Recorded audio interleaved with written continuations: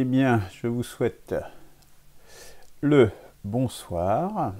J'espère que vous allez bien. Ce soir, vendredi 5 février 2021, émergence, bien sûr, le manifeste qu'il faut lire et partager, un regard sur la semaine, comme à l'accoutumée, et puis nous allons commencer une série Connaître son ennemi, voyage dans la tête d'un néolibéral. Et nous finirons, comme à l'accoutumée, par un hommage à des victimes des barbaries. Alors, que nous dit ce soir, bonsoir, que nous dit ce soir notre ami Gaston Courtois? Alors, quelle est la maxime du jour? Les hommes ne se conduisent jamais avec les prescriptions de la raison pure. Ils ont besoin de voir leur idéal incarné dans un homme qui les entraîne à sa suite par la séduction de son exemple. Je souhaite pouvoir vous inspirer ces sentiments, tout en ayant effectivement une tendance à être effectivement dans la raison pure, mais pas uniquement, puisque, vous le savez, nous travaillons également sur tracer un espoir, tracer un optimisme, un avenir pour notre société, au travers de la politique, de l'idéologie, mais également sur les aspects sentimentaux et spirituels. Toutes ces dimensions qui forment l'homme et l'homme en société. Donc, j'espère être à la hauteur et vous inspirer, incarner cet espoir et cet avenir. Alors, émergence, donc le manifeste dont je parlais, donc le manifeste pour changer le système, c'est bien de ça dont il s'agit. Hein. On n'est pas là pour jouer petit bras, parce que la situation vers laquelle nous allons, et celle dans laquelle nous sommes d'ores et déjà, montre que nous devons agir et prendre les problèmes de haut. Hein. Donc c'est très exactement ce qui est fait au travers de ces deux manifestes, qui donnent une orientation et une vision vraiment de long terme et à la hauteur des enjeux auxquels nous faisons face. Vous savez également sans doute qu'il y a d'autres manifestes qui sont en cours de réaction, je vais en reparler un peu plus tard. Donc je vous engage à nous suivre, nous les citoyens volontaires qui sommes entrés dans cette démarche de changer le système, au travers du manifeste, à diffuser autour de vous, au travers des mini-cartes, qui sont des genres de petits tracts, mais faciles à distribuer, qui suscitent la discussion autour de ce projet, et du projet de sauver notre pays, hein, parce que c'est vraiment de ça dont il est question. Hein. Donc il y a déjà un engouement, enfin un élan quand même qui est lancé. Nous devons passer un deuxième stade, une deuxième étape dans cet engouement. C'est maintenant à vous, citoyens français, citoyennes françaises, de vous engager, d'en parler autour de vous, sinon rien ne sera possible, et nous sombrerons dans la barbarie de façon inéluctable. Donc, un des moyens simples, c'est justement de diffuser les mini-cartes autour de vous. C'est très peu cher et c'est facile à faire sans aucun risque. Alors, ceci étant dit, nous allons donc rentrer dans le vif du sujet, et comme à l'accoutumée, puisque c'est une des barbaries que nous côtoyons en permanence, celle de la pandémie de Covid-19, donc j'ai déjà parlé à de multiples reprises. Et la situation en France montre un parallélisme des courbes. Donc, voici déjà la courbe du nombre de cas. Hein. On voit, vous voyez, l'échelle de la pandémie de mars 2020, elle est toute petite. Hein. Donc là, on est sur une droite hein, qui monte comme ça, à 45 degrés quasiment. Et si on regarde la courbe des décès, eh bien, elles sont parallèles. Elles se suivent complètement. Ça veut dire que on détecte, et donc on détecte plutôt bien les cas, et enfin au moins de façon proportionnelle à l'impact qu'il y a dans la population, mais on atteint un palier, je dirais, dans les traitements. On a eu une amélioration, puisqu'on voit que même si en tout début, on détectait beaucoup moins bien les cas, peut-être on traitait moins bien les cas, on a acquis une certaine maîtrise dans les personnes qui sont atteintes de la maladie, mais là, je dirais qu'on arrive à un palier. C'est ce que montrent ces courbes, hein, parce que sinon, elles ne seraient pas sur la même pente. Donc là, elles sont sur la même pente, donc ça veut dire on est au maximum, je dirais, de ce qu'on sait faire au mieux, en termes de soins. D'ailleurs, ça se traduit un petit peu dans les chiffres, parce que là, cette semaine, par rapport aux semaines précédentes, eh bien, le nombre de décès sur les 7 derniers jours a bondi, puisqu'il descendait doucement en dessous des 2000, et là, il est repassé en dessous des 3000, pardon. Il est repassé nettement au-dessus des 3000, puisqu'il y a eu 3140 morts sur les 7 derniers jours, qui repart donc fortement à la hausse. Alors peut-être un petit signe d'espoir malgré tout, il semblerait qu'il y a peut-être un frémissement d'amélioration, mais c'est vraiment très avancé au niveau mondial. Est-ce que, bon, il faut voir aussi qu'il y a quand même des confinements, hein, en Angleterre, en Allemagne, qui sont forts. Il y a aussi peut-être l'impact des vaccins, quand même, finalement, qui peut-être se fait sentir. Mais bon, avec un gros point d'interrogation, quand même, sur cette situation. Voilà. Voilà sur ce qu'on pouvait dire sur la situation telle qu'elle est.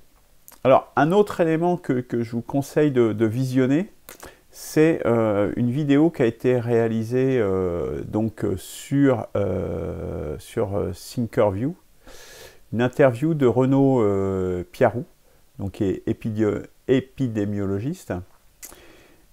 Covid-19, une faillite occidentale. Alors, c'est une vidéo qui est très longue, hein, mais donc je vous conseille de la regarder en plusieurs étapes, mais elle est vraiment très intéressante. C'est quelqu'un qui connaît son sujet, qui sait de quoi il parle. On n'est pas dans le zozo, je dirais, hein, et on n'est pas dans le spectacle. Hein. D'ailleurs, on voit bien ici que les journalistes, y compris de Thinkerview, on voit justement la limite un petit peu de l'approche journalistique, et quand on a quelqu'un de sérieux en face. Voilà, je pense que c'est une personne sérieuse. Il dit plein de choses très intéressantes, et dans tous les domaines, hein, il y en a un peu pour tout le monde, mais c'est intéressant. C'est une vidéo un peu longue, mais si vous voulez avoir une vision d'ensemble, je pense que c'est une vidéo qui est tout à fait intéressante à regarder. Voilà pour ce sujet. Alors, autre regard sur la semaine, peut-être vous avez raté cette information, mais Marine Le Pen a dit que l'hypothèse de sa victoire était plausible. Alors, qu'est-ce qui lui fait dire ça? Elle est créditée de 26 à 27% des intentions de vote au premier tour. Donc c'est en supérieur à ce qu'elle avait eu visiblement dans les intentions de vote précédentes aux élections présidentielles. Et surtout, au deuxième tour, donc là c'est ce qu'ils ont publié les gens du Rassemblement national, sondage présidentiel, elle serait à 48-52 selon un sondage. Voilà. Sérieusement, vous y croyez? On sait bien que tout ça c'est orchestré, c'est organisé pour que le duel mortifère se mette en place. C'est le meilleur candidat pour Macron ou pour Édouard Philippe, pour n'importe quel candidat du système. Ça pourrait être Glucksmann, comment il s'appelle l'écologiste, Jadot ou je ne sais qui. Tous ces gens-là, de toute façon, ils sont tranquilles, ils vont gagner face à Marine Le Pen. Est-ce que la machine elle va se mettre en marche? Vous savez comment ça se passe dans les dernières semaines, dans les derniers jours de l'élection. La machine se met en marche à fond, les gens de gauche suivent tous comme des moutons, et il n'y a absolument aucune chance. Elle peut peut-être être à 48, je sais pas, à 45, 48 même, mais elle ne sera pas élue. Elle ne sera pas élue. Et même, Donc elle n'a aucune chance.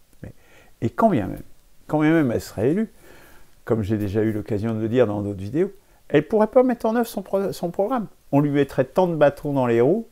Déjà, est-ce qu'elle aurait le courage de le mettre en œuvre?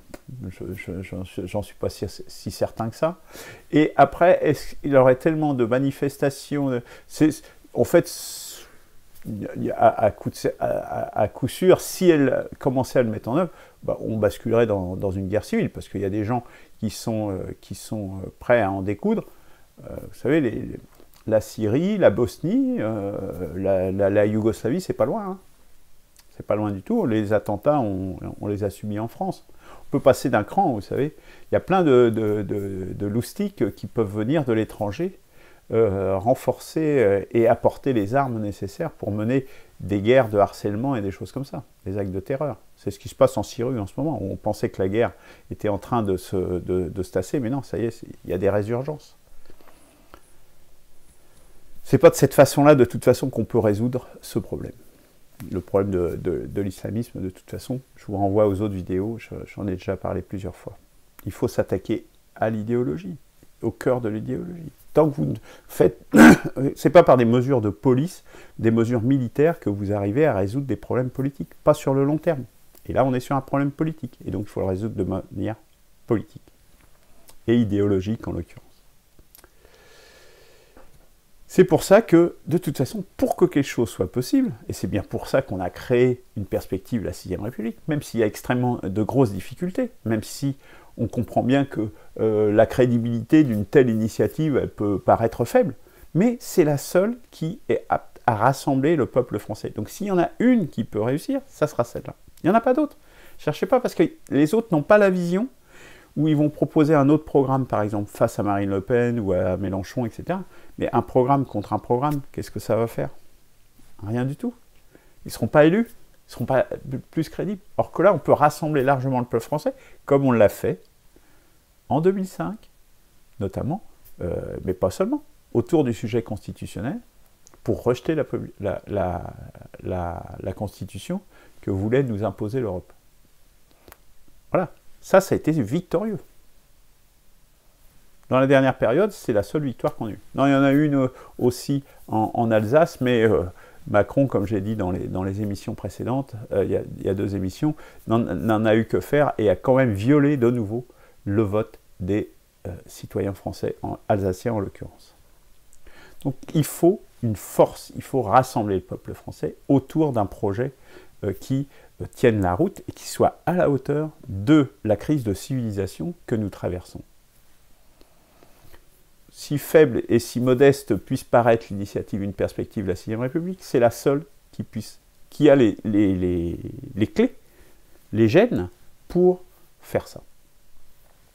Après, nous ne pouvons que souhaiter la réussite, évidemment, mais elle ne se fera pas sans le concours des citoyens français et notamment de ceux qui votent actuellement pour Marine Le Pen. Pour savoir comment est-ce qu'on arrive à gagner, eh bien, je vous invite à lire le manifeste Émergence, tout est expliqué dedans. Autre regard sur la semaine, décidément c'est devenu une litanie, mais bon, c'est un peu comme le Covid-19, c'est-à-dire que maintenant les libertés, c'est chaque semaine, la censure, c'est chaque semaine, cette semaine, ça va être un sujet comme le Covid, ou est-ce qu'on va être obligé d'en parler toutes les semaines maintenant? Maintenant, il y a délation, lynchage médiatique, c'est devenu une monnaie courante. Hein. Entre les projets de loi et les chasses aux sorcières ouvertes, c'est permanent. C'est-à-dire que les attaques contre la liberté d'expression, la liberté d'opinion, est attaqué sans arrêt. Un des exemples récents, c'était par exemple Mediapart, partie du système, qui livre le nom d'une enseignante qui critiquait l'islam, qui a donc reçu des menaces. Voilà le monde dans lequel on est, voilà avec qui on a affaire. Voilà quoi, ils sont prêts à ce qu'on assassine, parce que Samuel Paty, il a quand même été assassiné, décapité, et d'autres, livrés en pâture. Tout ça parce qu'on a exprimé une opinion. Mais qu'est-ce que c'est que ces gens? Ils sont prêts à tout. Et nous allons en revenir justement pour voir, justement, pouvoir étudier ces gens et pouvoir également les combattre sur le terrain idéologique en fouillant précisément ce qu'ils ont dans la tête. On va y revenir, c'est le sujet justement, le thème principal d'aujourd'hui qui démarre une série.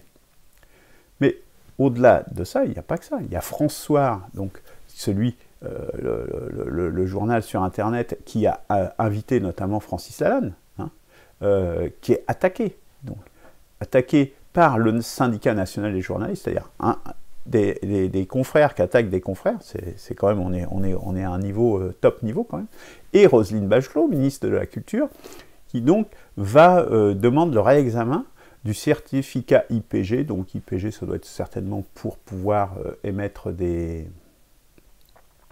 médias. Enfin, je ne connais pas exactement quel est le périmètre de cet IPG, de ce certificat IPG. Mais voilà, c'est pour en fait le censurer et empêcher, peut-être certainement supprimer les cartes de presse, etc. de François. Alors, bon, je pense que les gens qui me regardent savent que François, c'est un média qui est intéressant et qui apporte justement un autre regard qu'on ne trouve pas justement sur les médias mainstream. Hein. Qui plus est, si ça ne suffisait pas, ils ont été également bloqués sur YouTube. Et c'est tout un système. On est vraiment dans un système de censure totale. On n'a plus de liberté.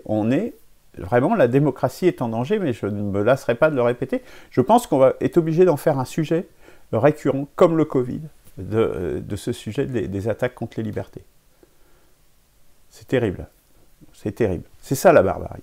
Voilà. Et quand on n'a plus la liberté d'opinion, la liberté d'expression, c'est la porte ouverte derrière à tous les abus. Puisque à partir du moment où vous ne pouvez plus être informé, où vous ne pouvez plus parler, vous ne pouvez plus vous exprimer, voilà, c'est la dictature. C'est ça le fascisme. Le fascisme, en premier lieu, c'est empêcher les gens de s'exprimer. C'est ça le fascisme. Quand je parle des néo-fascistes d'extrême centre et d'extrême gauche, je parle de ça. Et c'est très exactement ce qui est en train de se mettre en place. Je dis bien, ce sont des néo-fascistes. Il n'y a aucun doute. Alors, il y a une pétition qui a été émise justement par François, donc il y a l'URL là qui est là-haut, hein, donc je vous invite évidemment à la signer, nous l'avons signée, et j'invite tous les gens qui verront cette vidéo à aller signer pour que la liberté de la presse, pour essayer d'empêcher qu'ils puissent fermer François et ce média. Alors, on va rentrer maintenant dans le sujet principal d'aujourd'hui, connaître son ennemi. Première partie, parce qu'en fait c'est un sujet assez important. Et l'idée c'est de voyager justement dans la tête d'un néolibéral pour comprendre bien précisément comment est-ce qu'ils fonctionnent ces gens-là. Parce que l'idée c'est vraiment d'attaquer au cœur de leur idéologie. C'est pour ça que je dis, on a vraiment l'idée d'une perspective de la 6ème République, c'est d'être à la hauteur. C'est pas simplement de faire de la critique, de faire des rêves, en disant on va faire une première démocratie, je veux plus entendre parler de république, le pouvoir du peuple, je ne sais quoi. Ou un programme complètement délirant. Non, ce qui est important, c'est de travailler sérieusement pour extirper ce qu'ils ont dans la tête, ces gens-là, et réussir à en convertir certains même, à les retourner. Pas tous, évidemment. Ceux qui ont un gros intérêt dans ce système néolibéral, vous ne les retournerez pas. Mais il y a plein de gens qui sont de bonne foi et qui sont embrigadés dans ce logiciel néolibéral, ou qui ont l'oreille justement en disant bah non, c'est des extrêmes droites ou populistes. Voilà, enfin, ils auront un ensemble d'insultes comme ça. Hop, où est-ce que du coup les gens n'écoutent plus ce que vous dites, hein. Donc c'est un système qui est bien rodé maintenant, qui est bien en place. C'est l'autocensure, mais c'est pas l'autocensure de celui qui parle, c'est de celui qui écoute. Celui qui écoute, il fait ça. Donc évidemment, hein, c'est assez terrible. Quand on y pense, c'est absolument hallucinant.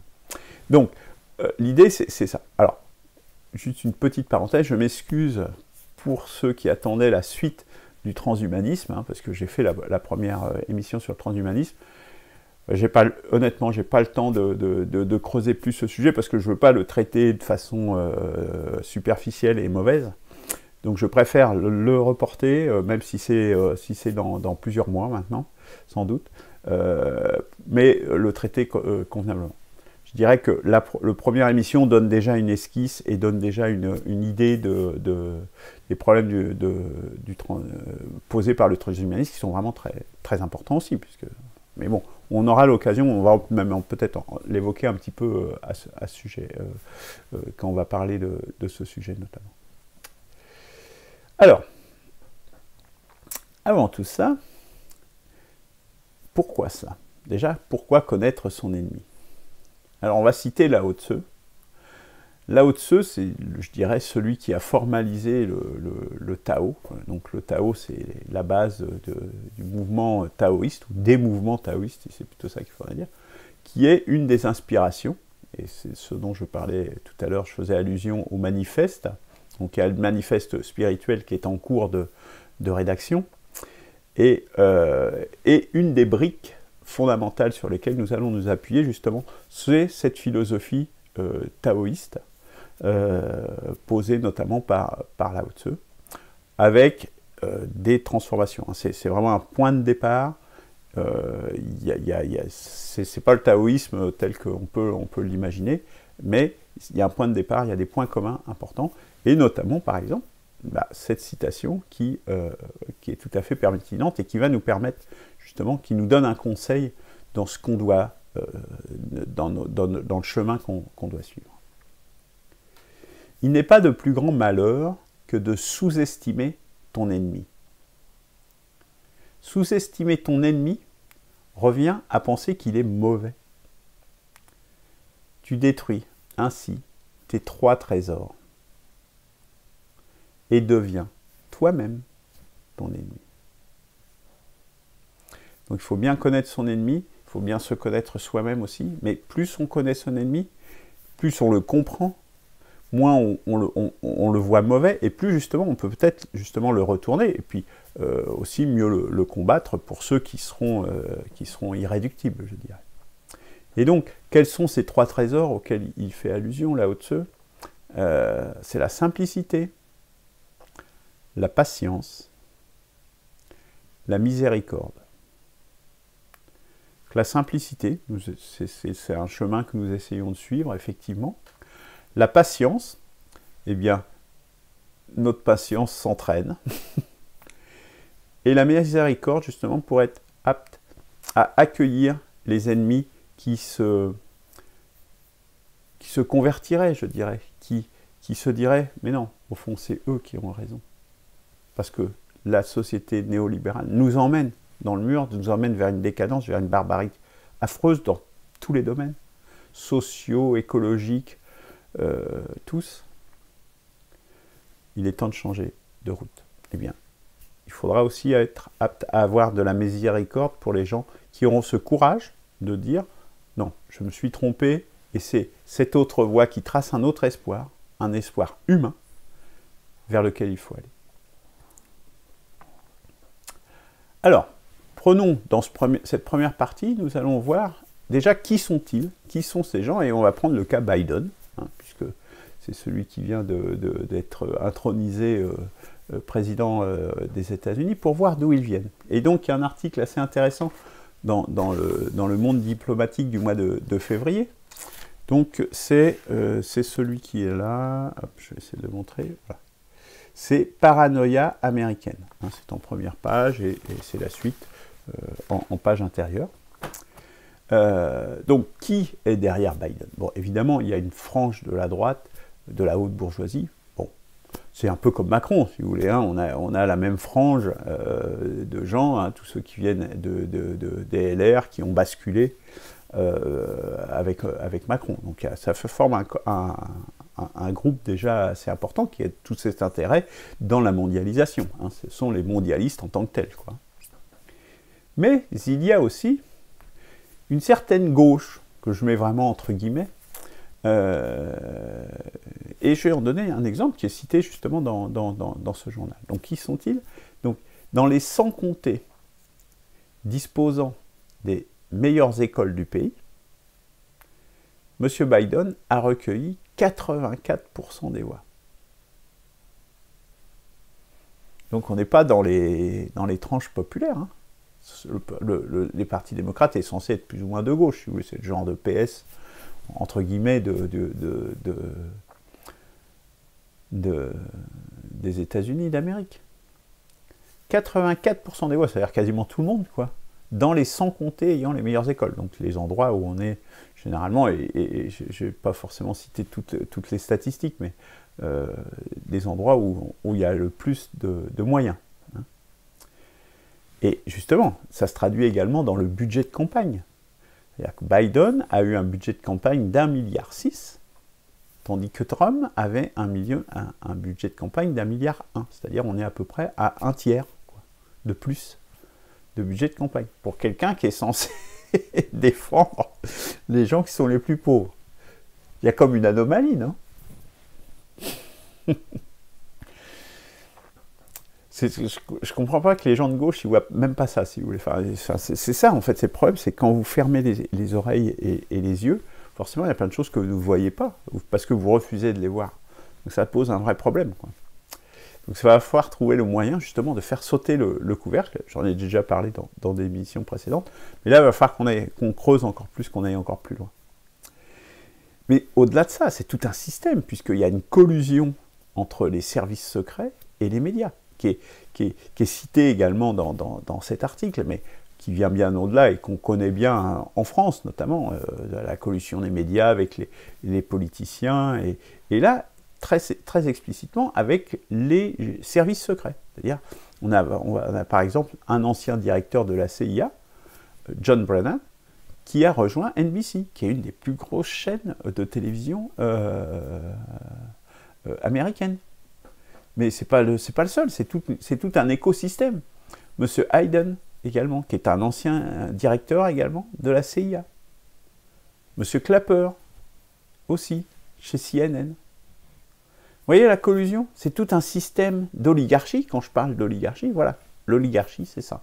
Ce sont des gens qui se sont mis en... Alors, je comprends tout à fait qu'on a une révolte totale, parce qu'on n'est plus du tout dans une démocratie, évidemment, puisque là, on est vraiment dans un système coopté, mais y compris l'État profond, c'est-à-dire les services secrets. On est vraiment dans une branche des plus profondes de l'État profond, si je peux m'exprimer ainsi, qui est en collusion, hein, complète. En France, si c'est le cas, on ne le sait pas, en tout cas. Mais on est dans cette situation-là. Donc, voilà qui sont ces gens. Hein. C'est un entre-soi. Hein. C'est ces gens qui vont vous parler de racisme, d'élitisme, etc. Mais on va en reparler après. Et ils ont un rapport qui est complètement distordu au réel. C'est ça sans doute qui est le plus frappant. Et qui est illustré par, justement, si on n'écoute pas et qu'on ne regarde pas, et qu'on filtre, qu'on a des lunettes pour voir le réel, forcément, on ne voit pas bien le réel. Et par exemple, il y a eu la campagne médiatique sur le Russiagate aux États-Unis, où pendant 4 ans, ils ont dit que la campagne américaine présidentielle de Trump avait été financée, de celle de 2016 avait été financée par la Russie. Or, le rapport d'enquête, au bout de 4 ans, a conclu, l'enquête, hein, je cite, n'a pas établi que des membres de la campagne propre ont conspiré. Bon, c'est plus long que ça, mais c'est juste évidemment une petite citation. L'enquête n'a pas conçu. Pourtant, il y a eu des dizaines et des dizaines d'articles dans le New York Times, sur tous les médias, etc. Et même après que le rapport a été rendu, ils ont continué. Ils sont dans des tunnels, de négation du réel, simplement pour alimenter leur propre propagande. Ça m'avait frappé également une partie également là c'est plutôt dans le Parti républicain, parce qu'on a bien vu qu'une partie du Parti républicain était contre Trump également. C'était des gens bon, je ne peux pas dire, mais qui étaient dans le Parti républicain, et j'avais écouté une fois dans une émission de radio, et même des gens qui étaient de leur bord, mais français, ils étaient consternés de ce que disait la personne, puisqu'ils disaient, mais ça c'est le langage de propagande, et on sentait que la personne américaine, elle croyait le langage de propagande, alors que les Français, bon, ils avaient une distance par rapport à ça, quoi. Hein, ils pouvaient le dire comme ça, mais ils savaient que la réalité était un peu plus subtile que ça. Eh bien là, non. Ils ont vraiment Ils croient leur propre propagande. Des cadres, si vous voulez. Donc là, c'est assez grave, quoi. Là, ça veut dire qu'ils sont un peu...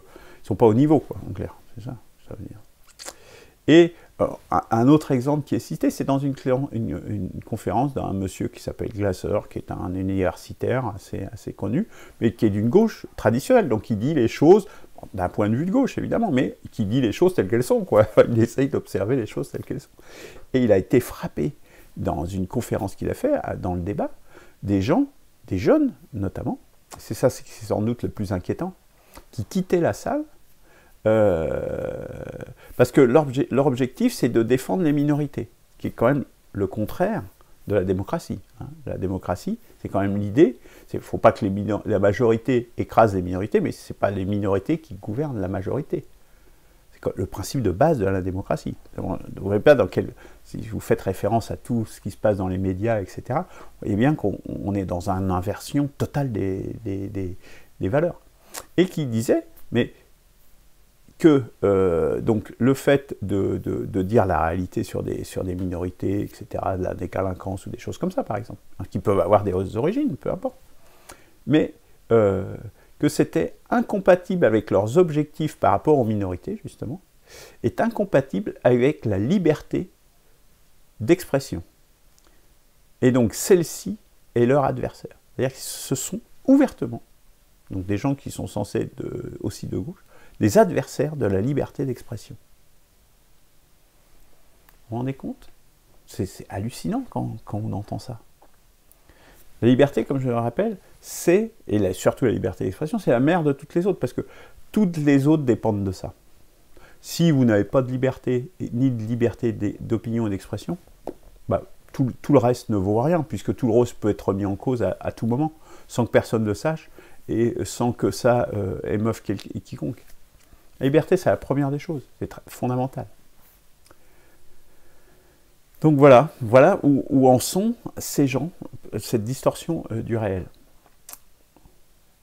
Et du coup, c'est un côté effectivement paranoïaque, bon, qui a été renforcé avec l'intrusion qui est plutôt ubuesque du Capitole, bon, dont on peut d'ailleurs se demander comment ça se fait qu'ils ont pu rentrer si aisément dans un endroit quand même qui est un peu un saint des saints. C'est comme si on envahissait l'Assemblée nationale en France.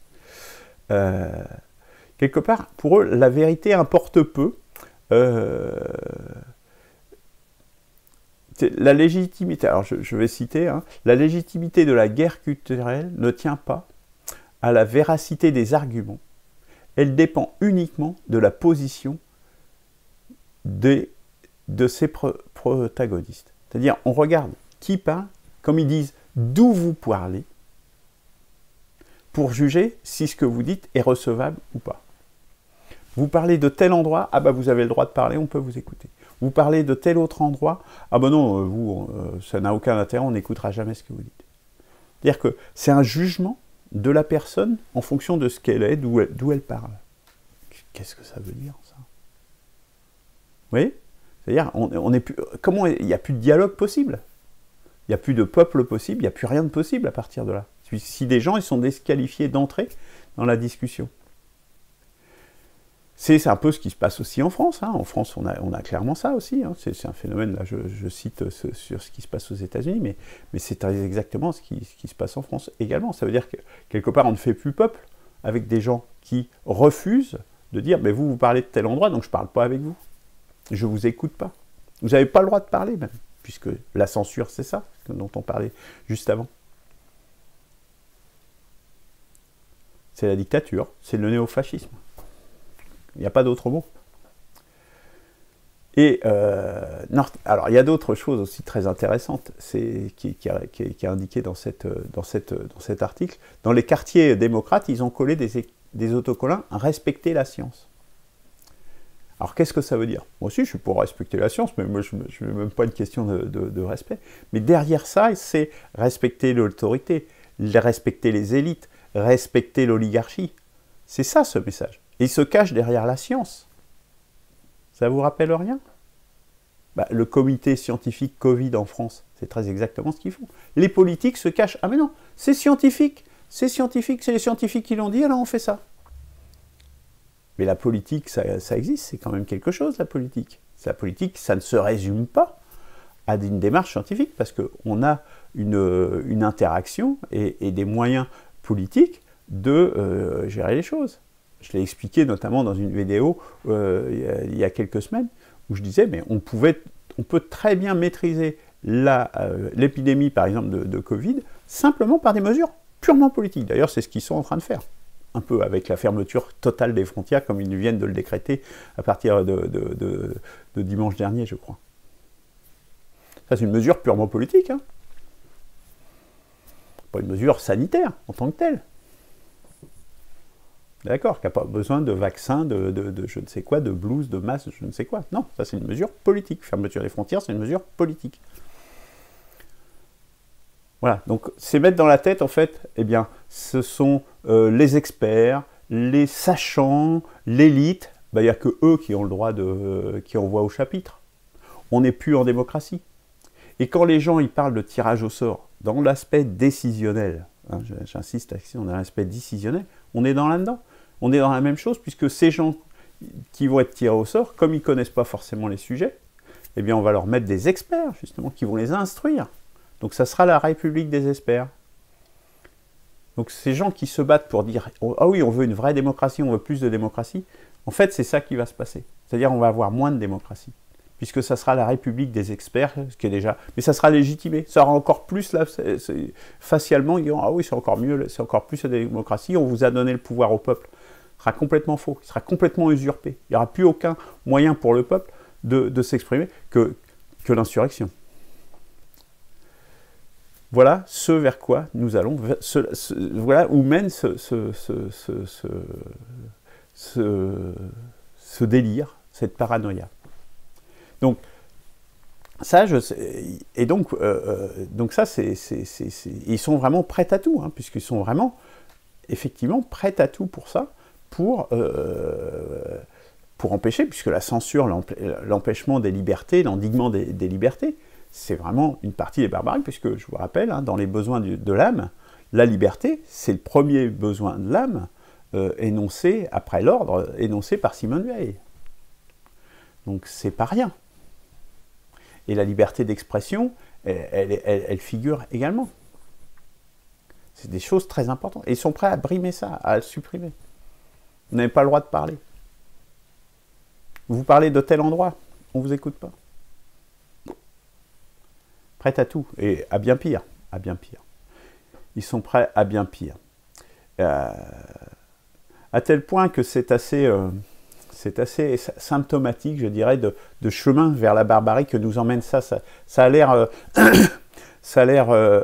éloigné, enfin éloigné, pas éloigné, mais un peu abstrait, peut-être, mais c'est le chemin direct, parce que c'est ces gens-là qui nous dirigent. Donc ce qu'ils ont dans la tête, c'est très important pour savoir où ils nous emmènent. Donc oui, ils nous emmènent vers la barbarie. Et ce que dit notamment le journaliste qui a écrit cet article dans Le Monde diplomatique, je vais le citer, et c'est la première partie en fait qui est quasiment la plus importante. Si leur profession existe encore dans 30 ans, les historiens regarderont la période de 4 années que nous venons de vivre avec un mélange de dégoût et de confusion. Il y a vraiment de quoi. Mais les deux parties de cette phrase est très significative. Si leur profession existe encore dans 30 ans. C'est-à-dire que le journaliste, il se pose la question, mais dans 30 ans, il y aura encore des historiens? Il sera une profession qui pourra encore exister? Est-ce que le monde ne sera pas effondré, justement, et qu'on aura plus les moyens d'avoir déjà ce genre d'intellectuel? C'est déjà une première possibilité.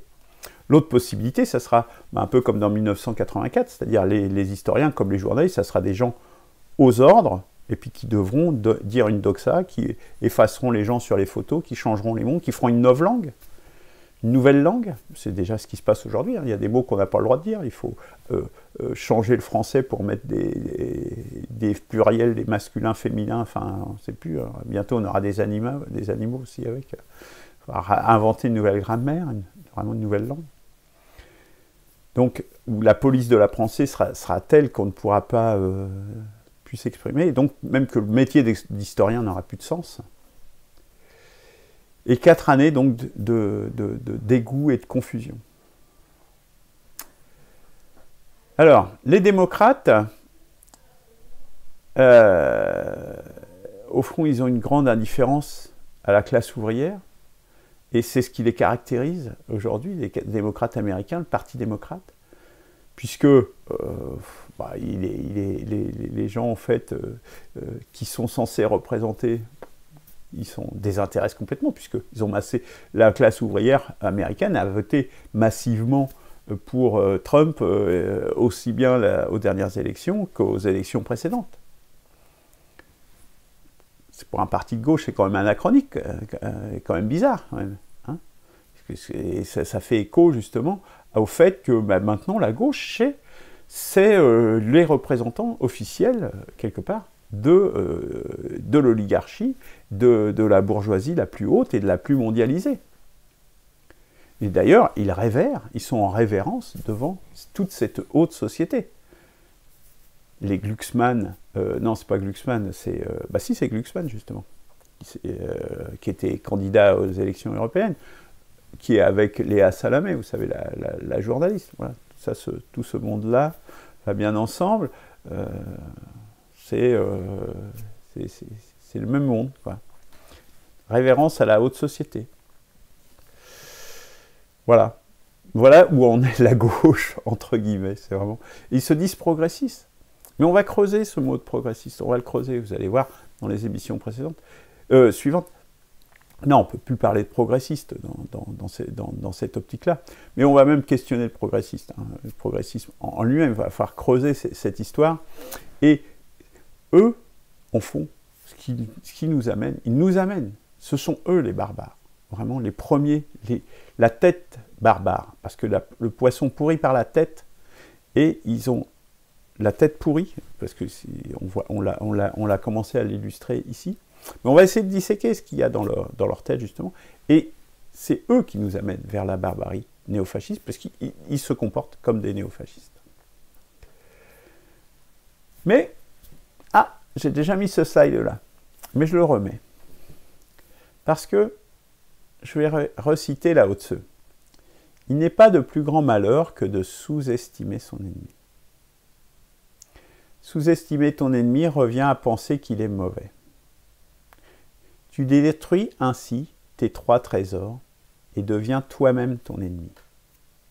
Les 3 trésors étant la simplicité, la patience et la miséricorde. Nous avons bien vu aujourd'hui, jusqu'ici, que tout ce que je viens de dire là, quelque part, c'est qu'on les considère comme mauvais, voire comme méchants, comme malfaisants. Donc ça voudrait dire que cette première vue, cette première enveloppe de l'oignon que nous avons essayé de montrer aujourd'hui, il va falloir l'enlever pour creuser un petit peu plus profond, pour comprendre justement plus profondément ce qu'ils ont dans la tête, ces gens-là. Et c'est notamment l'émission que j'ai mis là, hein, en décoration, dont nous parlerons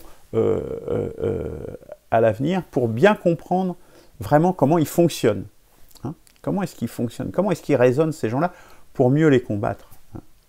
Donc on prendra d'autres exemples, on prendra des historiens, des démographes français, on analysera leurs discours, on regardera également un économiste et penseur néolibéral pour voir vraiment justement pourquoi est-ce qu'ils sont comme ça, qu'est-ce qui les motive, quels sont les moteurs qui sont derrière, au-delà des gens qui sont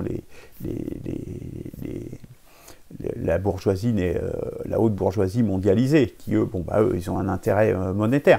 Mais il y a tout un tas de gens comme ça qui tournent autour, qui sont plus à leur service, et qui donnent un service idéologique, qui fournissent justement l'idéologie qui permet de déployer cette mondialisation. Et donc derrière, après ça, nous pourrons faire une synthèse et montrer que ce sont eux les barbares. Parce que là, on le voit bien, on le pressent bien. Et on va essayer de disséquer le plus possible en quoi justement c'est eux les barbares et comment ils nous amènent à la barbarie. Peut-être en pensant l'éviter, justement. Et tout cela dans un but, c'est comment pouvoir porter le fer au cœur, justement, de cette idéologie. Il faut porter le... Parce que tant que vous critiquez autour, etc., ça ne leur pose pas de problème, ils ont déjà les réponses à ça. Mais attaquer le cœur de l'idéologie, sur ce qu'ils disent, au fond, hein, et montrer leur raisonnement. Qu'est-ce qu'ils ont au fond de leur tête? Là, nous allons pouvoir vraiment les démolir profondément. Parce que le but, quand même, il faut connaître l'ennemi, mais le but, et c'est justement peut-être en ça que le taoïsme a une certaine, je dirais, naïveté, c'est qu'il n'est pas trop dans le combat, quand même, hein, et dans l'énergie vitale, parce que là, c'est quand même ça la question. Si les barbares l'emportent, eh bien, l'énergie vitale, elle sera dissipée. Donc, mais bon, ça sera l'objet d'autres présentations. Voilà. Donc, porter le fer au cœur de l'idéologie pour les déstabiliser profondément. Alors, parce que on peut effectivement se dire, au final, le réel sera plus fort que tous ces discours, bien sûr. Bien sûr. Mais le problème de ça, c'est ce que je dis souvent, c'est que je sais pertinemment, le temps travaille pour nous quelque part, puisque plus on va vers la barbarie, donc plus ce que dit une perspective de la 6ème République s'avère vrai. Hein. On a commencé, le Covid n'avait pas commencé, par exemple, c'était même pas en germe. Donc vous voyez, mais on était déjà dans cette on avait déjà identifié toutes ces choses. Mais attendre d'aller encore plus loin, de creuser, de descendre, de s'orienter de plus en plus vers cette barbarie, c'est prendre le risque de s'écraser contre le mur du réel. Imagine, je vais prendre un exemple très simple. Demain, la guerre civile éclate en France. Eh bien, avant la guerre civile et après le début de la guerre civile, la situation elle a sacrément changé quand même. Eh bien, il faut peut-être quand même prévenir que guérir. J'espère que ce n'est pas qu'un vœu pieux, mais voilà, pendant qu'il est encore temps, si on peut éviter de s'écraser quand même sur le mur du réel, on peut quand même le regarder, et avant de plonger devant le précipice, peut-être freiner ou donner un coup de volant. C'est ça, l'initiative, une perspective de la 6ème République, et c'est pour ça que si on veut éviter la soumission, les massacres, les guerres civiles, les atteintes aux libertés de plus en plus, et aux conditions de vie, parce qu'il y a pas, c'est aussi des conséquences économiques, hein, et sur les conditions de vie et des existences dans tous les domaines. Dans le domaine, quand vous êtes obligé de vous promener avec un masque, c'est quand même un changement des conditions de vie considérable. Vous ne pouvez pas aller voir les gens, c'est terrible. Donc, c'est important de réagir, et également, je dirais, ça c'est un autre point, c'est-à-dire que cette idéologie néolibérale, elle n'est pas que dans la tête de ces gens-là.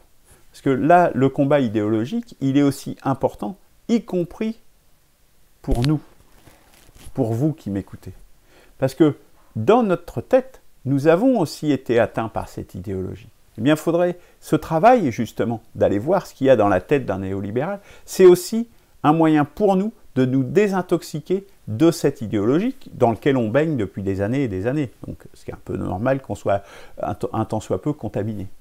Donc, y compris dans nos têtes, il va falloir extirper ces pensées néolibérales, cet individualisme, par exemple, qui nous étouffe et nous fait crever.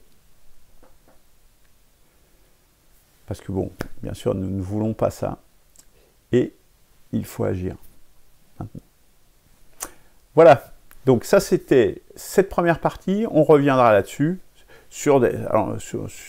Là, c'est déjà un constat quasiment, hein, à partir déjà de voir qui ils sont et ce qui est devenu la gauche, en définitive, qui est un agent du système parmi les plus efficaces, hein, puisque Macron, quelque part, il vient de la gauche, Biden aussi, hein, voilà, ces gens, ce sont là. Donc, les meilleurs agents du système et de la défense du capitalisme au stade mondialisé, bien, c'est la gauche, c'est plus la droite.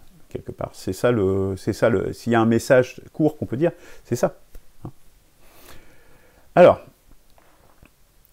dernière partie de cette